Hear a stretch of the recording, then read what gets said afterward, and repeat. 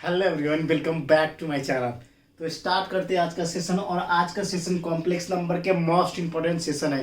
ये सारे कॉन्सेप्ट मैं चाहता तो लिख के भी बता सकता था, लेकिन नहीं दोस्तों।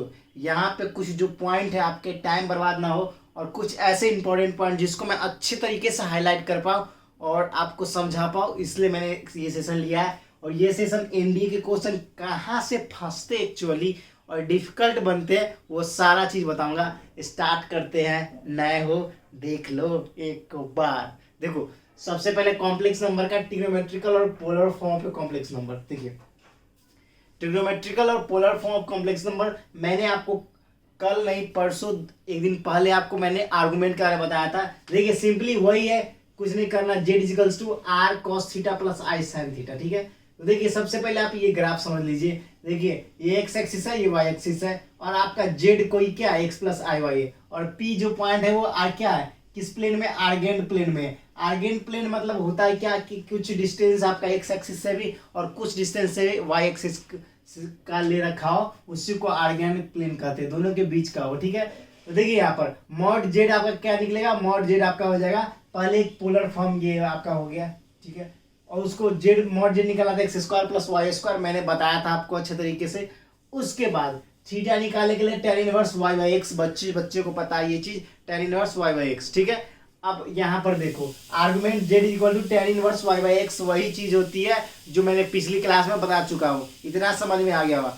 अब देखो ध्यान से, एग्जाम में ये जो नॉर्मल फॉर्म है ना, ये आपका इसी को बोलते हैं पोलर फॉर्म, और एग्जाम में यही फॉर्म से आपका क्वेश्चन आता है। देखो यहां पर देखो, Z is equal to R cos 2n pi plus theta plus i sine 2n pi plus theta.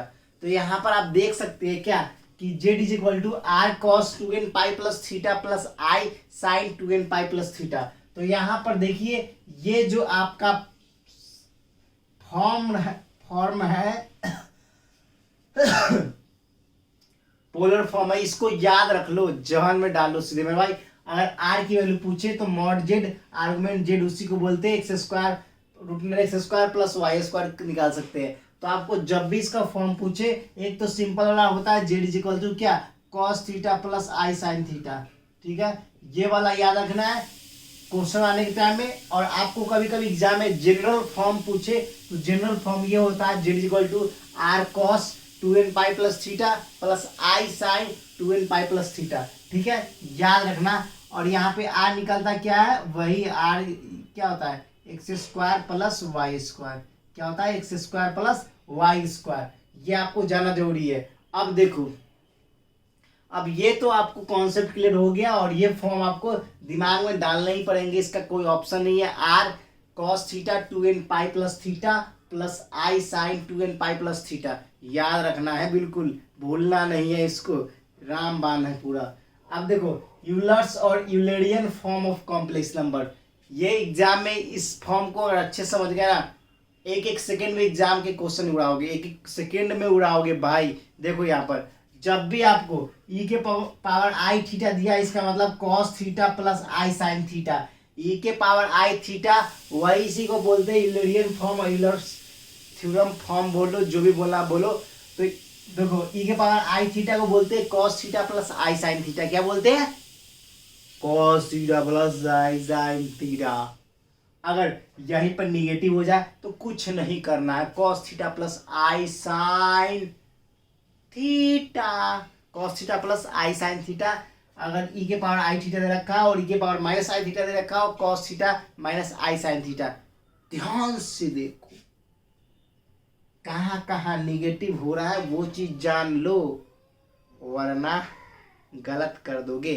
अब देखो, अब इसका देखो Z is equal to X plus i Y, बच्चा बच्चा जानता है गुरुजी इसको।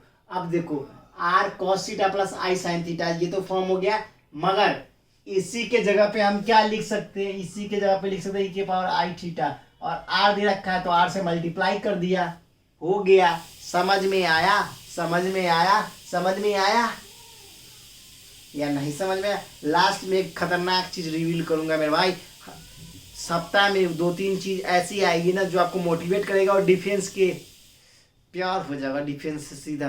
देखो अब देखो डिमोवियस थ्योरम, डेरिवेटिव थ्योरम बहुत ही सिंपल है, मगर कुछ कुछ लॉजिक चीज याद रखना। देखिए cos theta plus i sine theta है के पावर एन, कुछ नहीं करना है, थीटा के बगल में मल्टीप्लाई करो, cos n theta plus i sine n theta, cos n theta plus i sine n theta. अब वही देखो cos theta minus i sine theta के power n, cos theta minus i sine theta के power n, तो कुछ नहीं करना है, निगेटिव बीच में डालो, कहानी वही, फिर एन मल्टीप्लाई कर दो, cos n theta minus i sine n theta. समझ में अला अला समझ में, हम हैं बिहारी। देखो लैंग्वेज की बात नहीं होती मेरे भाई, लैंग्वेज कुछ भी हो, अरे ससुरा तुमको समझना पड़ेगा कि हम कैसे पढ़ावत है, तुमको समझना पड़ेगा, टोन बिहारी निकलेगा लेकिन समझ में आना चाहिए, ऐसे ही नहीं फोड़ोगे।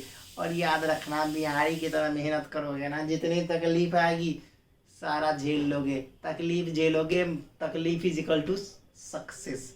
ठीक है, अब देखो थर्ड आपको दे रखा है आई 1 में cos theta plus i sine theta, cos theta plus i sine theta. अब पता है ना खान साहब भी कहाँ के है, बिहार के है, जड़ से नस पकड़ लेते हैं, जी के जीएस उनके ऐसा कोई पढ़ाता नहीं है बबुआ। तो देखो उसी प्रकार से एक एक चीज मेहनत करोगे फल मिलेगा, सब टीचर ने मेहनत की है और फल मिलता ही है। पढ़ाते पढ़ाते पढ़ाते इतना एक्सपीरियंस हो गया, बच्चे का नस पता है बच्चे को कैसे पढ़ाना है, कॉमेडी से उड़ा दो।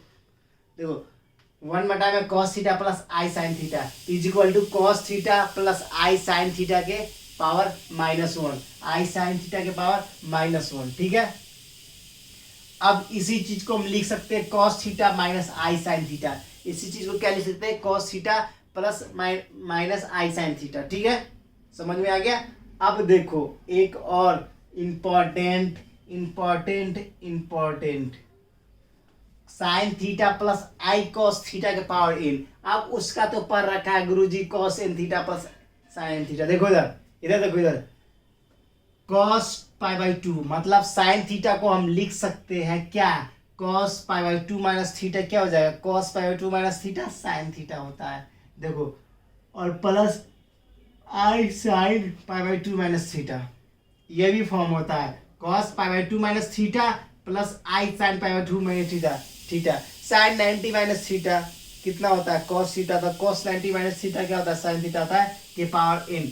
अब देखो जनरल इक्वेशन क्या निकलता है, cos nπ/2 minus n theta. अब जो ये पावर था ना, ये पावर इसके नीचे चला गया, पावर इसके नीचे जाने के बाद क्या हो गया, जल्दी से कमेंट सेक्शन में ठोको मेरे भाई, जल्दी से कमेंट सेक्शन में लिखो, वरना धोए जाओगे, जल्दी से कमेंट सेक्शन में ठोको मेरे बाबू, समझ गए। Cos nπ minus i n theta सब में इनसे मल्टीप्लाई होगा, इसमें भी होगा, इसमें भी होगा, इसमें भी होगा, इसमें भी होगा, समझ गए।